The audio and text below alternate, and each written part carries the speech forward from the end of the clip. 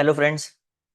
Recently section increase को लेकर, oasis में डिटेल्स को लेकर, 10th और 12th की एलओसी को लेकर या +1 और 9th की रजिस्ट्रेशन को लेकर बहुत सारे डाउट्स और क्वेरीज हैं स्कूल प्रिंसिपल्स के, फ्रेंड्स एंड कलीग्स के।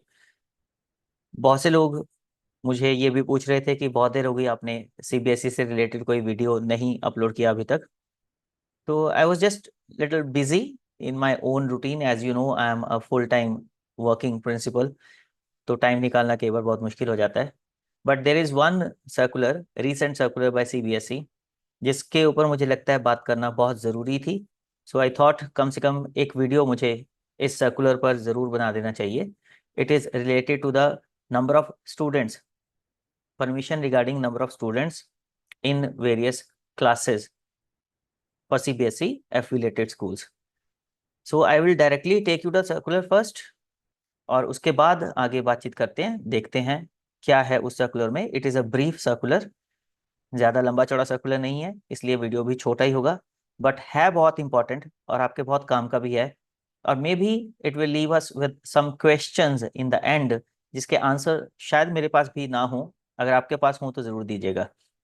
Before I take you to the circular, अगर अभी तक आपने मेरा channel, YouTube channel principal Rasik Gupta subscribe नहीं किया है तो उसे सब्सक्राइब कर लीजिए और नोटिफिकेशन बेल का बटन भी दबा दीजिए, ताकि इन फ्यूचर भी जब भी कभी ऐसे सीबीएसई से रिलेटेड इंपॉर्टेंट वीडियोस में अपलोड करूं तो उसकी नोटिफिकेशन आपको तुरंत मिल जाए।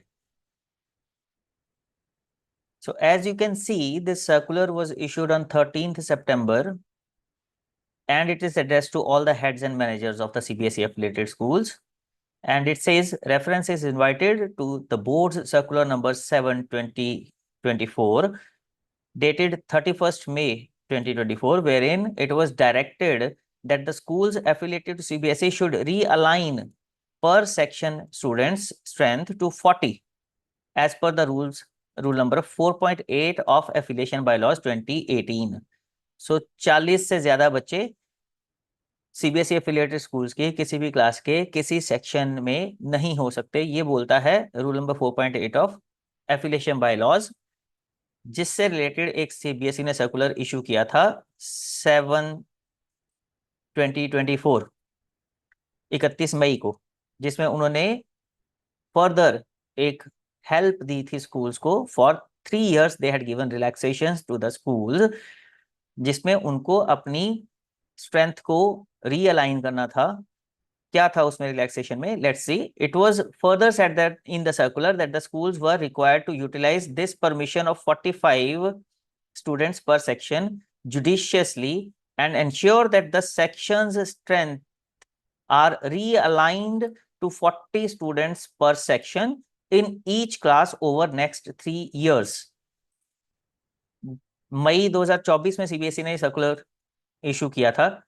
इसमें उन्होंने पिछला वाला जो 23-24 का स्ट्रेंथ थी उसको भी गिन लिया, 24-25 को भी उन्होंने, जो करंट सेशन था उस टाइम का, उसको भी गिन लिया, और अपकमिंग 25-26 का जो सेक्शन था सेशन, उसको भी उन्होंने काउंट कर लिया। तो 3 सेशंस के लिए, 3 साल के लिए रिलैक्सेशन दी सीबीएसई ने, ताकि स्कूल्स अपनी स्ट्रेंथ को, जिनके पास ज्यादा स्ट्रेंथ थी किसी क्लासेस में, उसको किसी तरह से रिड्यूस कर पाए, या फिर थोड़ा और ज्यादा बढ़ा के उनके सेक्शंस को इंक्रीज कर पाए, सो दैट 40 से ज्यादा बच्चे किसी भी क्लास के किसी सेक्शन में ना हों।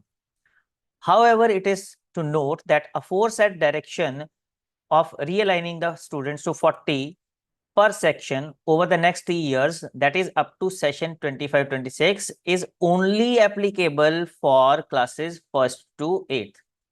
यहां तक सब कुछ ठीक है।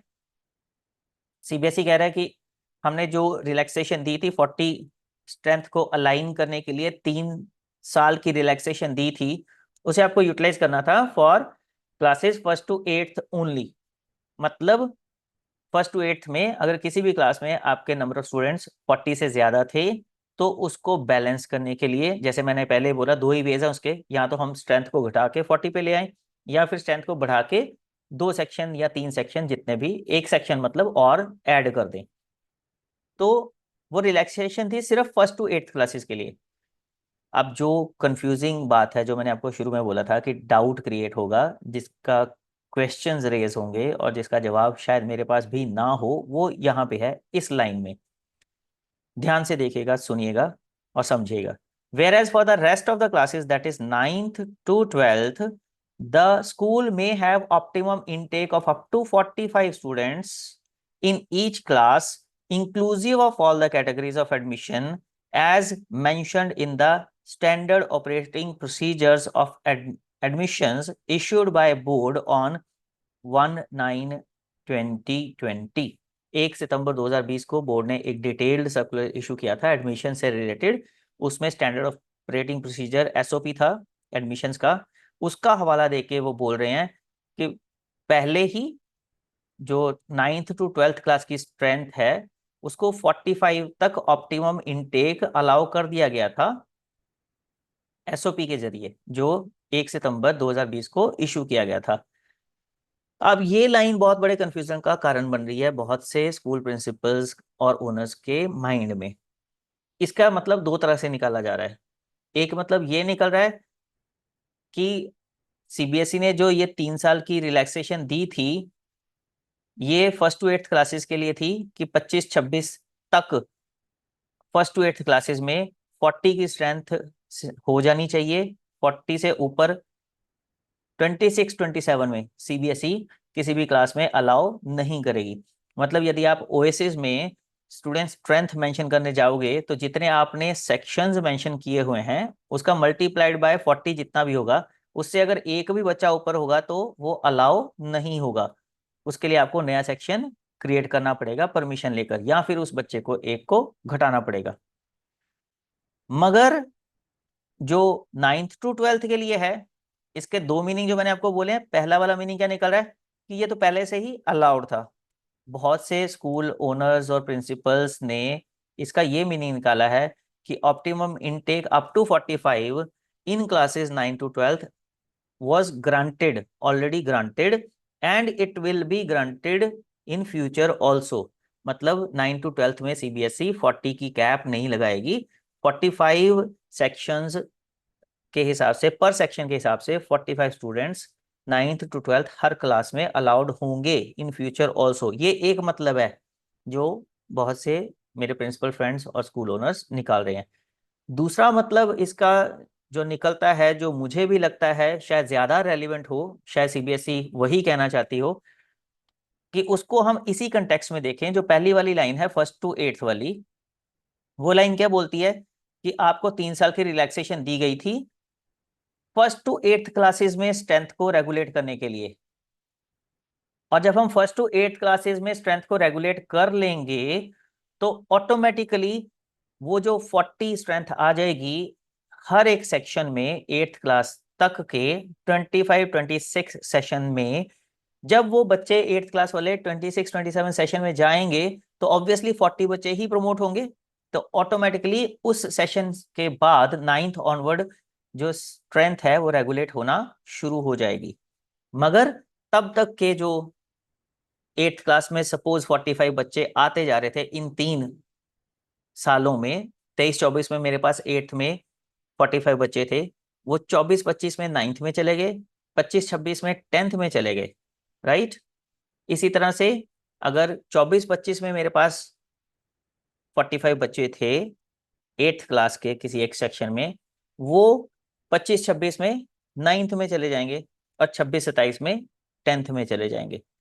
तो जो सीबीएसई का कहना है कि 9th to 12th के लिए जो ये 3 साल वाला क्लॉज था वो एप्लीकेबल नहीं था, क्योंकि वहां पे ऑलरेडी उन्होंने 45 स्टूडेंट्स पर सेक्शन की परमिशन दे रखी थी और उसको उन्हें रेगुलेट करने की बहुत ज्यादा जरूरत नहीं है, क्योंकि जब 8th तक की स्ट्रेंथ रेगुलेट हो जाएगी तो ऑटोमेटिकली आने वाले सालों में 9th और 10th की स्ट्रेंथ भी रेगुलेट हो जाएगी। सो इसलिए उन्होंने वो रेगुलेशन में जो रिलैक्सेशन है उसमें 9th to 12th को बाहर रखा है। बट इसका मतलब ये नहीं है कि 9th to 12th में आप 45 बच्चे लेते रहोगे, ले पाओगे इन फ्यूचर।